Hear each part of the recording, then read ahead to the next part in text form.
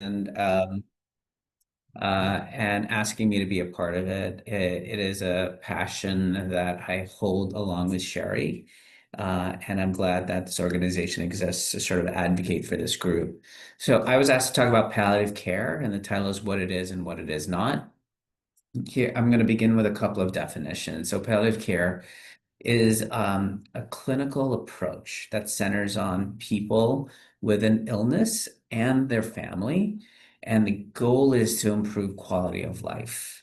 How it does that is by talking about issues that cancer touches. So the physical, functional, psychological, practical, and the spiritual domains of people's lives. And it focuses on not only evaluating them, but also in mitigating them. So it's all about assessing needs and then providing solutions so that people and their caregivers and their families feel cared for in an effort to improve the experiences that they're going through. One of the things that comes up often is what characterizes one as having a serious illness. So, in essence, a serious illness is associated with conditions that have a high risk of dying from it. It is also illnesses that negatively impact the how one exists and goes about life in this world. So it impacts negatively on daily function. It is associated with high symptom burden. And it's associated with significant stress and anxiety, not only for the patient, but for their loved ones, their family, and their caregivers. Palliative care, though, is not limited to the end of life. It is actually something that in a lot of places, including in my own institution, we are initiating from the earliest points possible, even at the point of diagnosis. Here you're showing an illustration of what that may look like. And in a course of illness, someone is not symptomatic. So this is where we screen. We screen in hopes of finding a disease at its earliest time point when it is more likely than not to be cured. There is a point of diagnosis where symptoms may intervene, and that may prompt that diagnosis. And then we talk about rendering treatment. And oftentimes, when someone is newly diagnosed, and assuming the disease is not widely metastatic when it comes to cancer, we're talking about treatments with curative intent. But what you're seeing here is the onset of the initiation of palliative care alongside curative intent treatments. And as one may progress, or maybe the disease comes back, or maybe it gets worse, or maybe it becomes metastatic, the chances of cure fall, although care can still be rendered. But when that balance shifts between curable and not curable, palliative care then becomes more important. And when one reaches a point where cancer or illness can no longer be medically treated, and we're looking at end of life, then palliative care assumes a much larger role. But it is important again to understand that palliative care does not begin at the end of life. It is part of end of life care, but actually starts far earlier. And then it also continues for families even after one's death.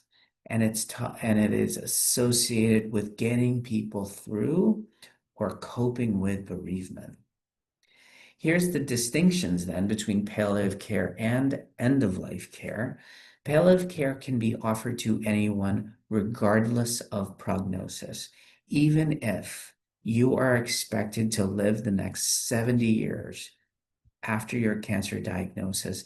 It doesn't mean, or we cannot assume, that someone is not dealing with fears, fear of recurrence, fear of progression, fear of the side effects of treatments.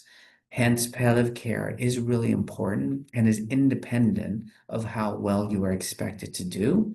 It can be given alongside concurrent treatment. So it can start at the time of surgery. It can start at the time of radiation, and certainly it can start at the point of medical treatment.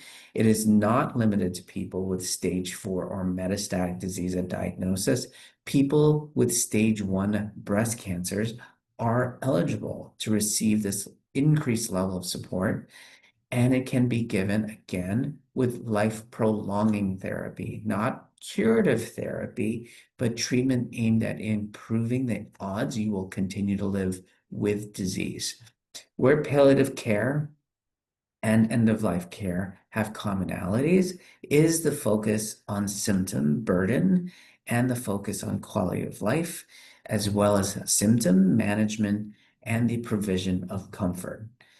With end-of-life care, there is no longer chances of cure, and oftentimes curative treatment or even life-prolonging treatment is no longer a part of the plan. There are criteria that define when someone approaches the end of life, but end of life care is a guaranteed, at least for now, Medicare benefit. So end of life care is something everyone in the United States should be able to access at home.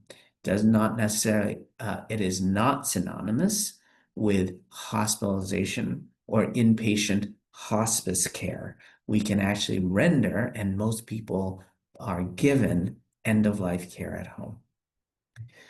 The other thing to note about palliative care is this, that there are some data, it is not consistently seen, but there are some data that suggest the early initiation of palliative care can help one with cancer live longer.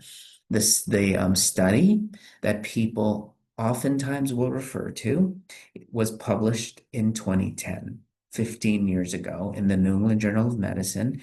It came out of the Mass General Hospital. Jennifer Temmel led this study, and it was in people with advanced lung cancer who were randomly assigned to either early palliative care with standard lung cancer management, and the comparator arm with people got standard lung cancer management without that extra level of support. And what they saw and reported with early integration of palliative care was at least a 3-month improvement in overall survival. People who got palliative care early lived 3 months or more longer. There was also improvements in quality of life. There was a reduction in the levels of depression. And this all occurred without a difference in how long the treatment was administered. So people receiving palliative care stayed on treatment as long as those people who were not offered palliative care, but they received less treatment at the end of life. So very important findings suggesting, again, not seen in all of our studies, but suggesting that palliative care can help people live through a cancer diagnosis. But beyond survival, most consistently seen are those improvements in the quality of life. This was another study that was headed by Harij Al-Jawari, also at the Mass General, published 9 years ago. And it looked like at people receiving curative intent therapy associated with a significant symptomatic burden. And this is a bone marrow transplant. So in Al-Jawari's study, they looked at people undergoing a bone marrow transplant requiring inpatient level of care and asked the question, will palliative care have any advantages? And it did. 3 months into that hospitalization, or 3 months after the initiation of palliative care, compared to standard inpatient transplant care, people reported improvements in quality of life and less depressive symptoms. Notably, they did not see that improvement in overall survival, but these are still incredibly important endpoints for something that is associated with significant side effects, as we see with transplant. But what's also more important is how we phrase things. And this is also such a telling point for the community of providers seeing people with cancer. So this study was published in The Oncologist. This was a study from the MD Anderson, and it asked the question, is the way we communicate palliative care important for patients and for providers? And what they asked is, would you support referral if we called it supportive care rather than palliative care? And what they saw was, if we framed it to people as supportive care, that doctors were more likely to refer it. And we saw it in both solid tumor docs, so docs taking care of breast cancer and lung cancer and kidney cancer. And we saw it in specialists in the hematologic space, taking care of leukemias and lymphomas. So palliative care was seen as not very supported in people with newly diagnosed disease and in those going active treatment. It was less supported among patients taking care of lymphomas, but almost 60% of people taking care of solid tumors did not refer or would not refer newly diagnosed people, people on active treatment with curative intent to palliative care.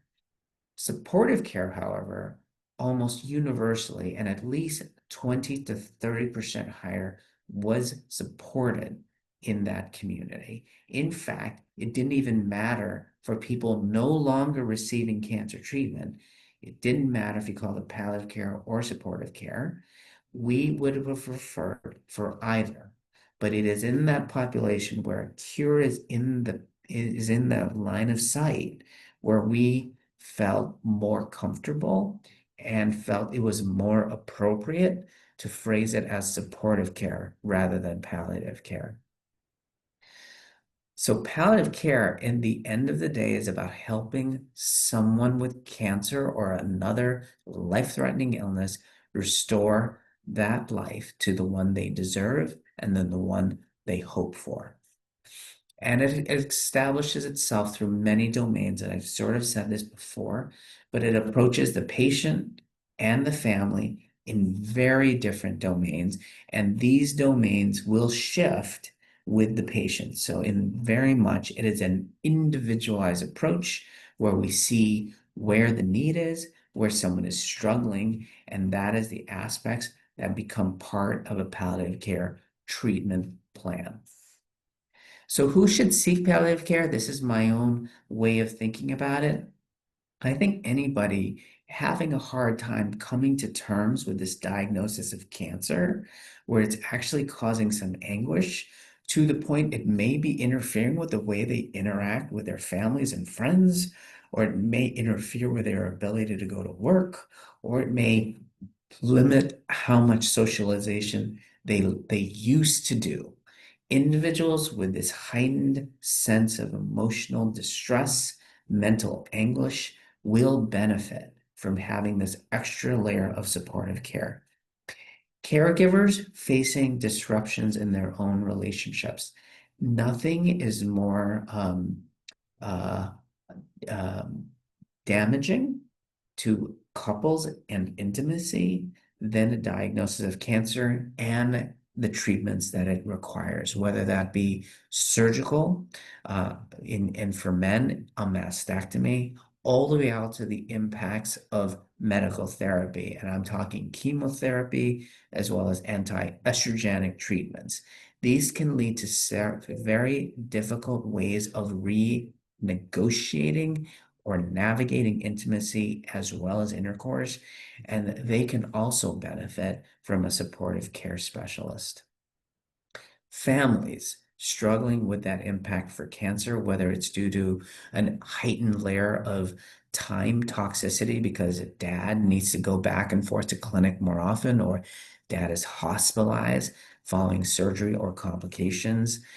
This is a huge stress on family structures, and this holistic approach to patient and family care can be very, very helpful as a crutch to get through it.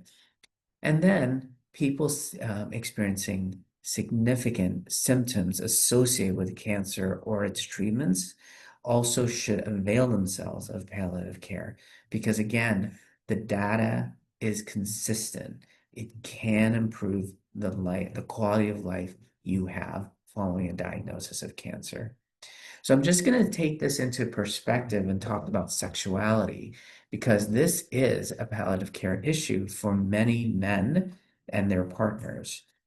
And sexuality is something that is also long lasting. It stays and is threatened not only at the time of diagnosis, but as someone moves from diagnosis into cure.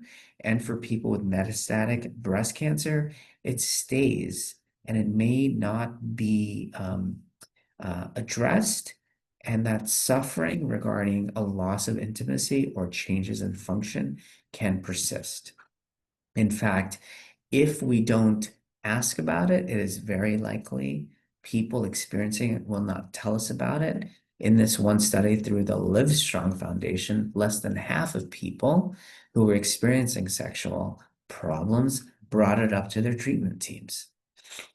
And for men, it's important to understand that when I say sexual health or sexual dysfunction, I am not talking solely about intercourse or erectile function.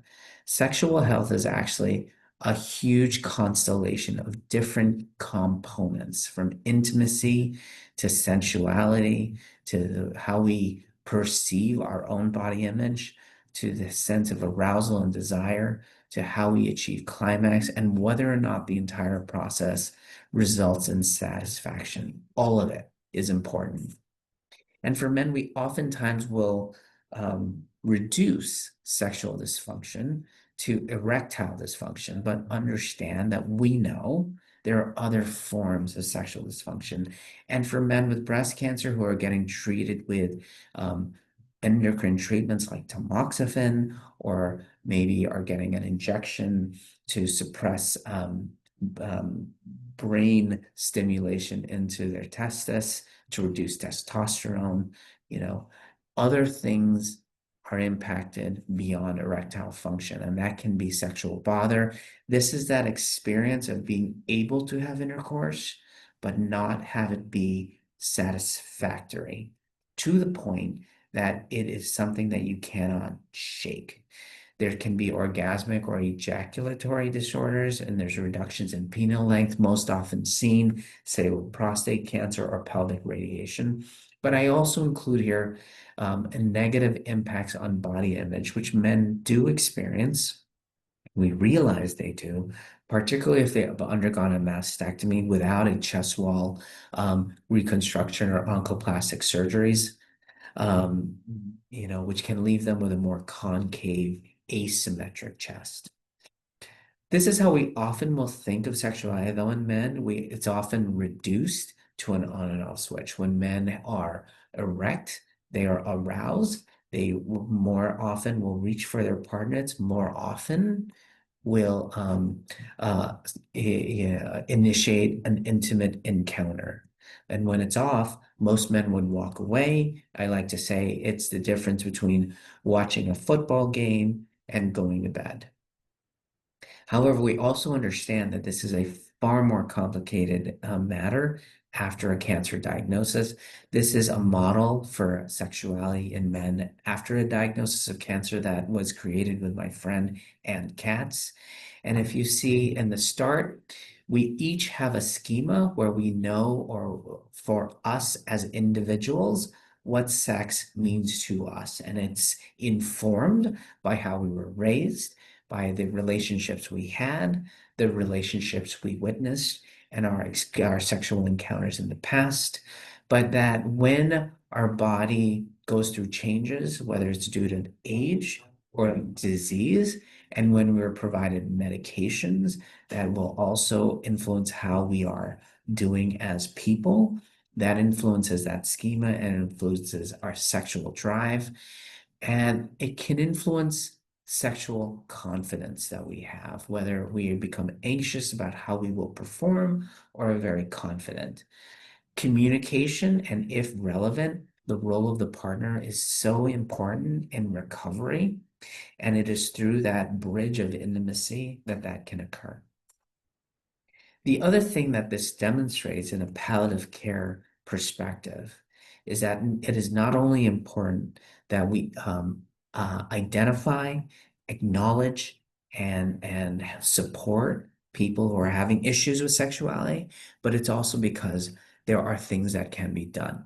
There are obviously drugs that can be taken if it is erectile dysfunction, and these are effective after a cancer diagnosis.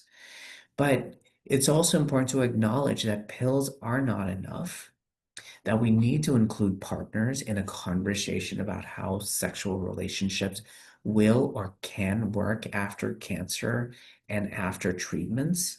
We need to address expectations with both people. And there, we need to stress healthy lifestyles and stress reductions. But importantly for this audience, it's important to understand you do not need an erection to experience intimacy with your partners, to experience orgasms, and to experience climax. They are separate pathways, and one can still experience one without the other, even while we aim to achieve both. There are also options beyond pills. There are injections that can be applied. There are erectile function devices that can be used. There are intracavernosal insertions that can be applied. And all of these options are out there. Of the ones I show graphically here, the one that is associated with the most satisfaction in the long term is actually implantable vacuum devices, as shown here. And this requires surgery. It is semi-permanent, but again, in the literature, compared to everything else out there, this provides the highest satisfaction scores. It does involve a urologist who can do the procedure safely. So finally, I think it's just really important to understand this, that relationships do suffer when men have sexual dysfunction. To just put it into side how we describe the on and off switch for men, that is not how women tend to view their own sexuality. Intimacy and desire are separate components of sexuality in women. Satisfaction of desire need not go through a sexual experience. So bringing your partner, if she is a woman, flowers can lead to sexual satisfaction because they are experienced in separate ways. But for men, because intimacy is intimately tied with intercourse, be very cognizant of that. Because at least in the era of prostate cancers, for example, where erectile function is oftentimes a negative after effect of treatment, men with erectile dysfunction tend to withdraw. Why go to first base if you can't go home, right? And that withdrawal, that lowered rate of contacts, that lowered rate of intimate encounters can be traced back to the inability to have erections, even if it's not, if the erectile function is not what's important to their female partner. So ultimately, I do want to stress that cancer is a social disease. And after cancer, everyone deserves not only a sex life, but deserves support. So I'm going to leave you with this, that palliative care is appropriate for anyone diagnosed with cancer at any time. It is not synonymous with hospice, and hearing about the offer of healthcare, do not assume we are hiding something from you. Do not assume you are at your end of life, because palliative care, when initiated early, can improve quality of life, and some data suggest it may actually have a benefit in terms of surviving. Many issues after cancer can be addressed, and this does include sexual health. So remember that and ask for that help if it's affecting you. Strength is not the refusal to ask for help. It is having the courage to ask for it. Please remember that. And thank you so much. Well, thank you so much. That was great. You actually answered one of the questions, and that was one of my own, actually. The use of the word palliative is so synonymous with hospice, and we've seen that for a long time. Is there any discussion in the medical community? I know you showed that chart. Yeah. Is there any way that they might change the wording to supportive? Well, I think, Ed Bruera, who is at MD Anderson, was actually one of the authors of that study. And it's a challenging thing because palliative care is the name of our society. It's palliative care and hospice. That's the association that sort of also licenses or certifies people as being able to do that. And palliative care does also incorporate that hospice care. So we don't want to make that devoid because people transition through a cancer journey. And hopefully they won't transition to the end of life. But if you separate it too much, then you may lose that continuity of the model, right? So I think what I generally will do, because our team is called our palliative care team, it's Mhm. really important that the oncologist jumps on top of that before a referral is made, before they even hear what palliative care is. And it may take 10 to 15 minutes to explain that palliative care is literally about symptom management, that it is an extra level for me who is treating you with cure in mind to have a partner to ensure that every aspect of this is addressed. So I think it's almost as if we called it just a supportive care department, right? Then it would almost excuse the oncologist from not discussing it as much as it needs to be discussed. But it also makes it very difficult then to distinguish it from survivorship care, right? And so we have these two models that really do complement each other, and they both are associated with symptom management. So I think that's some of the complexity of it. It's not a Mhm. simple solution, but it does require a team to explain it more fully than just having a person try to figure out why they've just been referred to palliative care. Yeah.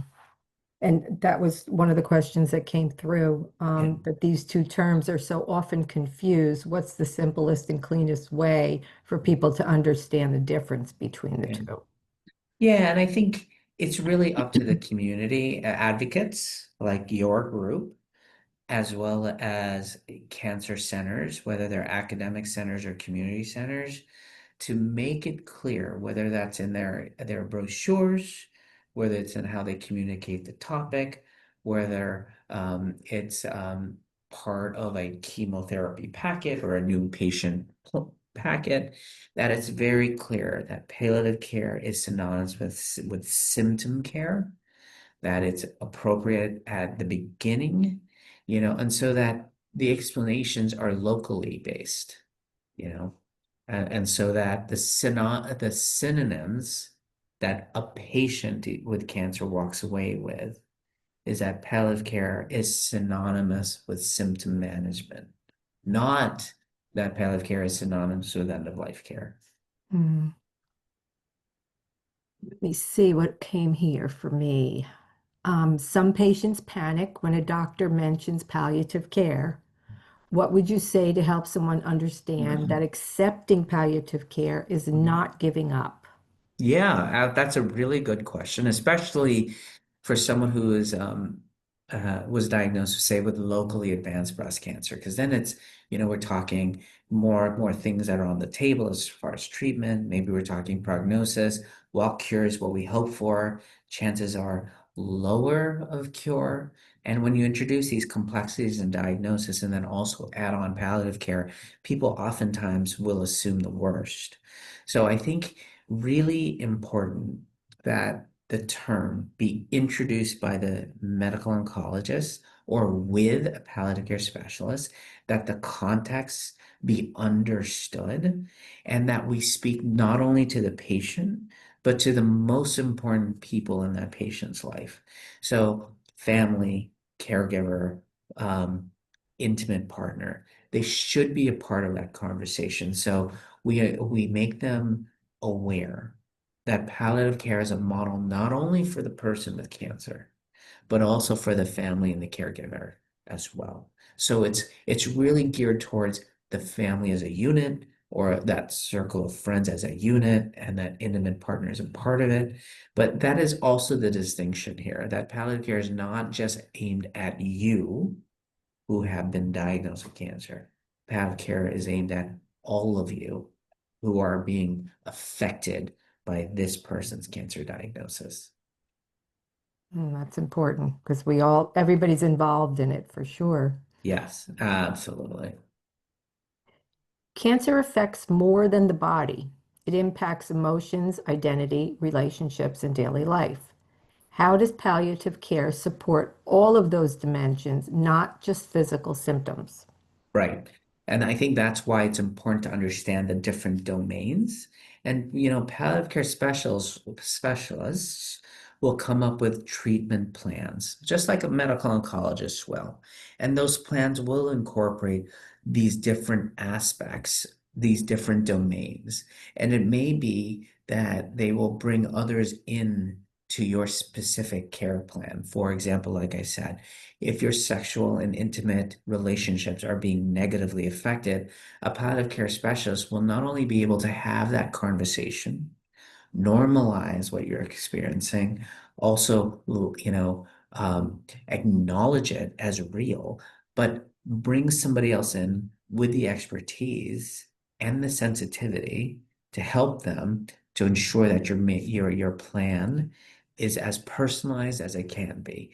So if it's spirituality, bringing in someone from the chaplaincy office or bringing in a spiritual advisor who knows your own faith or your own belief system and allowing that extra level of support to come in as well. So again, it's personalized and it is based on which domains are affecting you. Do you find that this is happening more in the large centers, the care centers, or and maybe a little bit less in the smaller ones? Well, I think there are these aspects of primary palliative care as well as specialty palliative care. So at Tufts, we have a division for palliative care. But at Brown, we not only had a division of palliative care, but all of our cancer specialty nurse practitioners were completed coursework in primary palliative care. So they could be those sort of frontline people before and filling it in uh, before the need arose for specialty palliative care involvement. We've learned that telehealth has been a friend to deliver this extra layer of support. Mm. Um, and hopefully telehealth will be from, or I should say, access to telehealth for Medicare recipients will be available once more because right now it isn't, you know. Um, but there are various ways to increase access, and I think that is making it more accessible regardless of center size. Yeah. And if we can't do that, maybe we can just get a pamphlet Yeah, that yeah. explains exactly what it is would be helpful. Yeah, and access online if it can't be done in person. Yeah, Hmm. for sure. Let me see. If you could speak directly to someone who just has been told that they need palliative care and feels afraid, what Mhm. message of courage, clarity, and hope would you want them to hear? Well, I think the most important thing is because palliative care is so synonymous with hospice that just letting them know, people who get palliative care, there's a chance you might do better as you live through this cancer than those who didn't have the palliative care involvement in the beginning. So tying it to not expected survival, but tying it to a benefit and potentially an improvement in survival is really, really important. But the other aspect is tying it to just making every day count in a better way is also really important. So it's, de-emphasizing that this is about people who are dying and Mhm. overemphasizing that this is for people who are living. with this disease is really, really important. It's so true. Thank you very much, Dr. Dizon. We appreciate it. And I Absolutely. think I'll see you in December, Yes, hopefully. I think so. Okay, take Okay. care. Thank you. Okay, bye.